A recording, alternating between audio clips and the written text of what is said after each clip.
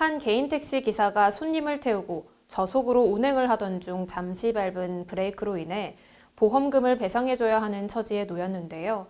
어떻게 된 일인지 최영민 기자가 취재했습니다. 지난 4일 한 개인 택시의 블랙박스 모습입니다.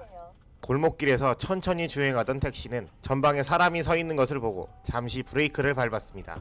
이 과정에서 택시에 타고 있던 중년 여성과 10대 청소년의 몸이 잠시 앞으로 쏠리는 현상이 발생했습니다. 이 여성은 목적지에 도착한 직후 해당 기사에게 잠시 전 브레이크를 밟은 것으로 인해 허리가 아프다면서 병원에 가겠다고 요구한 것으로 전해졌습니다. 하지만 이것이 억울한 택시기사는 경찰에 신고 후 사건을 접수했고 결국 검찰 송치 후 혐의 없음으로 결과가 나왔습니다.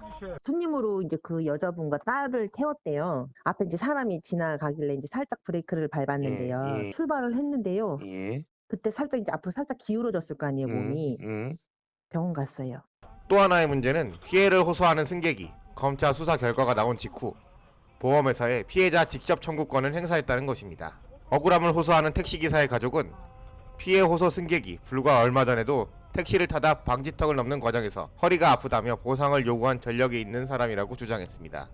택시기사 가족은 이 문제에 대해 상당한 억울함을 호소하며 비슷한 사례가 발생하면 택시기사들은 꼼짝없이 당해야만 하는 건지 의문을 제기했습니다. 지금 병원비로만 90만 원씩 2명이고요. 이제 또 재인 접수 들어가면 합의금 또 나가야 되잖아요. 나를 것도 아니고 예. 방지턱을 세게 넘어갔으면 당연히 해드려야죠. 저희 아빠 나이도 있으신데 이제 좀 억울하시기도 하고. 이 문제에 대해 인지를 한 충남 개인택시 공제조합은 일단 보상을 한 후 반환 소송 등을 통해 억울함을 해소하는 방법을 해당 기사에게 전한 것으로 알려졌습니다. 조합 측은 현행법대로라면 택시기사의 억울함을 풀 방법은 전무하다면서 기사들은 물론 조합 측도 억울해도 참을 수밖에 없는 상황이라고 전했습니다. 코로나19 시국에 시민의 발이 되어주고 있는 택시기사들이 자칫 억울한 상황에 놓이는 일이 없도록 관계당국의 제도적 보완이 시급해 보입니다. 천안TV 최영민입니다.